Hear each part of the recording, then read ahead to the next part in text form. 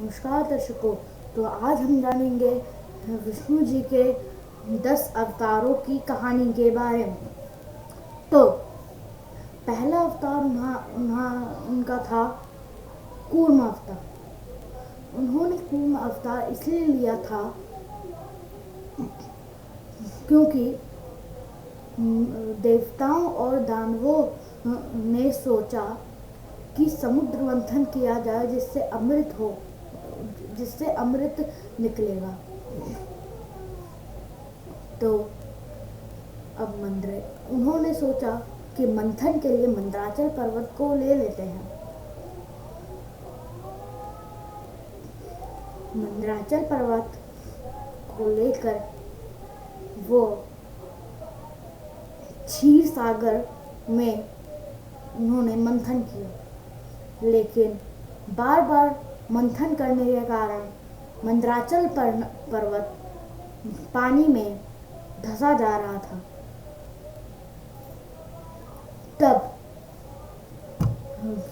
विष्णु जी ने कूर्म का अवतार लिया और मंदराचल पर्वत को अपने कठोर कवच पर रख लिया। फिर उनके कठोर कवच पर समुद्र मंथन हुआ, जिससे अमृत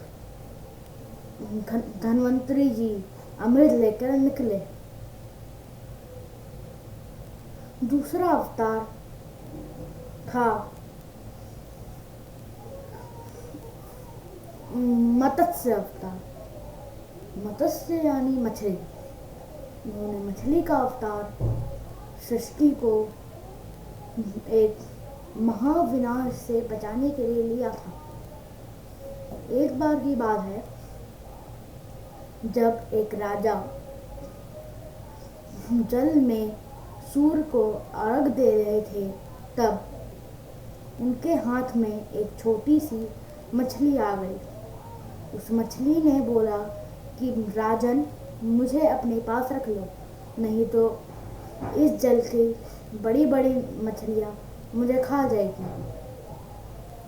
फिर राजन ने उसे अपने महल में ले आया और एक छोटे से बर्तन में उसे डाल दिया। लेकिन उसने थोड़ी देर बाद देखा कि मछली का शरीर कुछ ज़्यादा ही बड़ा हो गया है। राजन ने थोड़ा बड़ा बर्तन मंगवाया, फिर उसमें उसे डाला। लेकिन फिर दोबारा आके देखा तो मछली दोबारा बड़ी हो गई। ऐसे ही करते करते मछली बहुत बड़ी हुई। उन्होंने उनसे पूछा कि आप मछली नहीं हो, आप तो कोई महा चमत्कार हो। तो उन्हें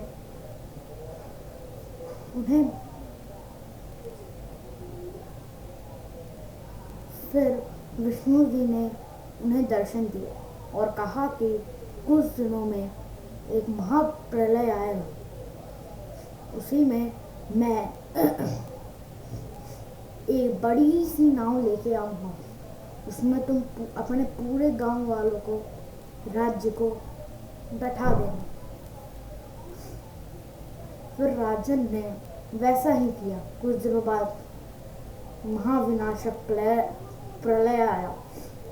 उन्होंने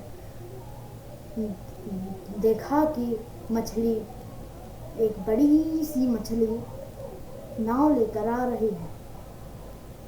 उन्होंने सारे गांव वालों को उस पर बैठा दिया और खुद भी बैठ गए। इस तरह वो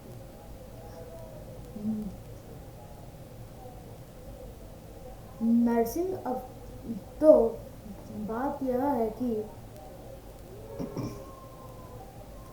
दो भाई थे, हिरण्याक्ष, हिरण्यकश्यप। दोनों बहुत ही घमंडी, लालची और बुरे थे। उन्होंने सृष्टि पर राज किया। तब हिरण्याक्ष ने धरती को सागर में डुबो दिया। तब अब किसी को तो रक्षा करनी ही थी। तब विष्णु जी ने वराह अवतार लिया।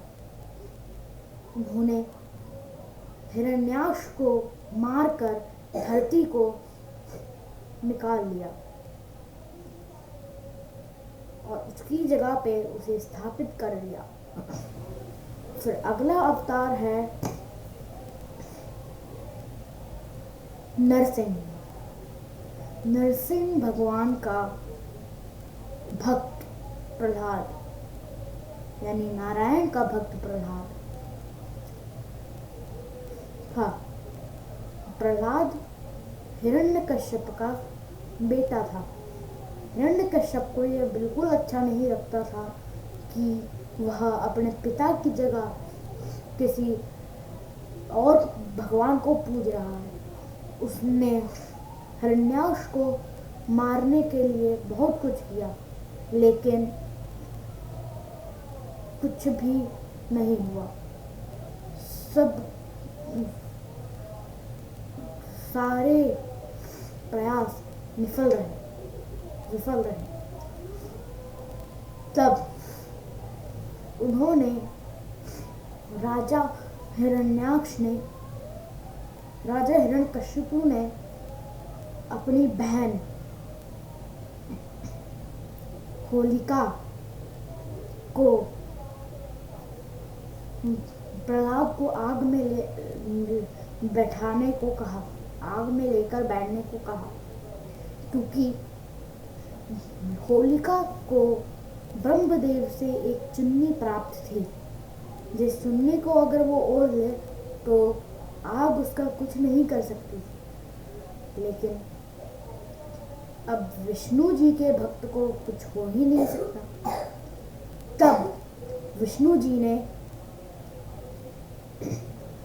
ऐसा चमत्कार किया कि चुनरी होलिका के सिर से हटकर प्रहलाद के सिर पर आ गई।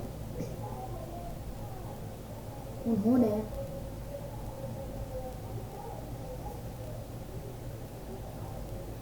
फिर होलिका जलने लगी और भक्त प्रहलाद बच गया। तब उसके पिता को क्रोध आया। उसने पूछा, कहाँ कहाँ तेरे भगवान हैं? फिर प्रहलाद ने कहा कि आप में, मुझ में, पूरे जगत में, कण कण में भगवान है। फिर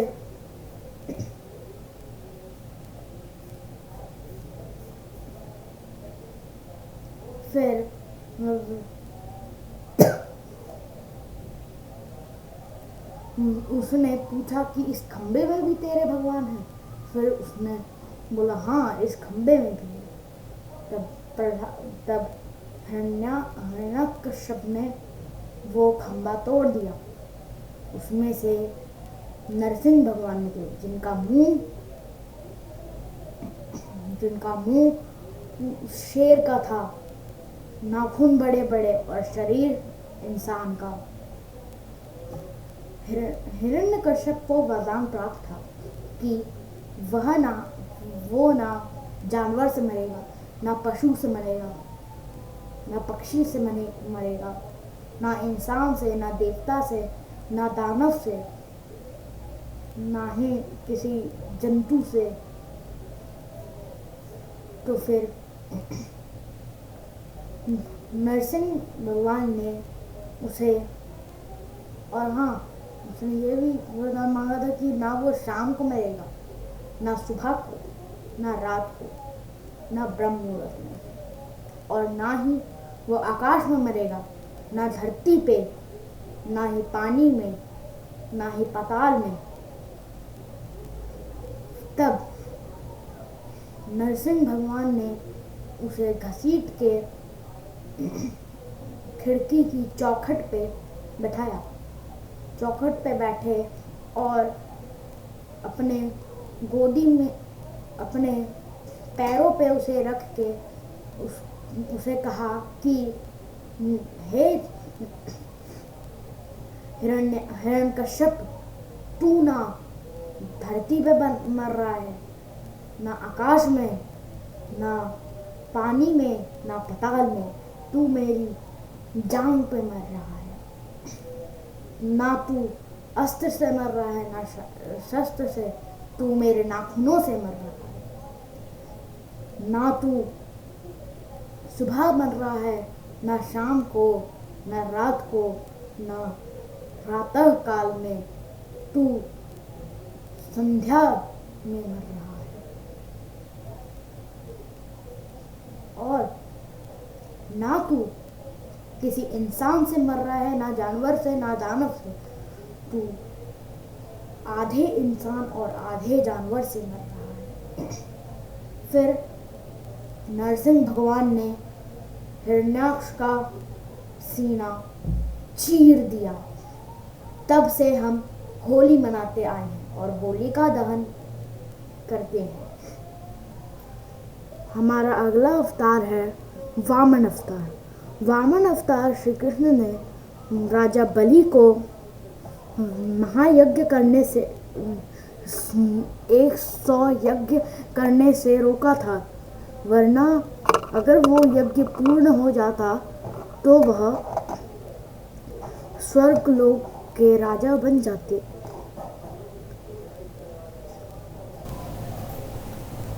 अब उनका अगला अवतार है श्री राम। उन्होंने श्री राम का रूप मानव श्री राम ने मानव का रूप लिया था रावण को हराने के लिए। उन्होंने अपने पिता का मान रखते हुए वह वन में गए। वहाँ सीता का हरण हो गया। फिर सीता की तलाश में उनकी भेंट वानर सेना से हुई और उन्होंने किष्किंधा को बाली के राज्य से छुड़ाया। फिर वह आगे बढ़े और वानर सेना के साथ रावण के ऊपर हमला बोल दिया। आखिर में रावण हार गया और सीता माता को श्री राम ने छुड़ा लिया। तो इस कारण श्री राम ने अपना जन्म लिया। अगला जन्म है कृष्ण। श्री कृष्ण का जन्म बुराई को अंत करने के लिए हुआ था। फिर उन्होंने बहुत से योद्धाओं को मारा था।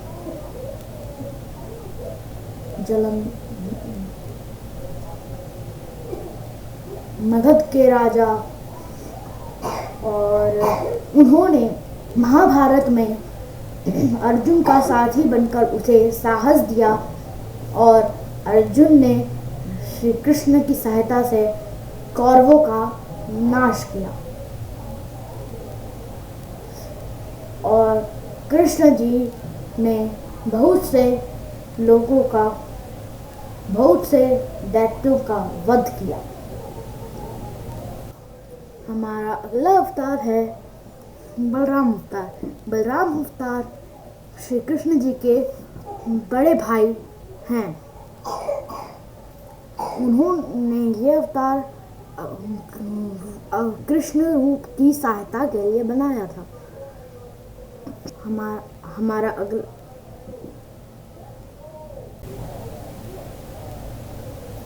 अगला अवतार है परशुराम। परशुराम अवतार उन्होंने क्षत्रियों को पृथ्वी को क्षत्रियों के बोझ से मुक्त करने के लिए लिया था। उन्होंने 108 बार क्षत्रियों का वध किया था। अब हमारा आज का अंतिम अवतार है कल्कि। हम कल्कि के बारे में ज़्यादा नहीं जानते क्योंकि वो अभी इस युग में होने जा रहा है। बस हमें जितना पता है वो यह है कि कलगी भगवान का जन्म कल कली नाम के दैत्य को हराने के लिए होगा।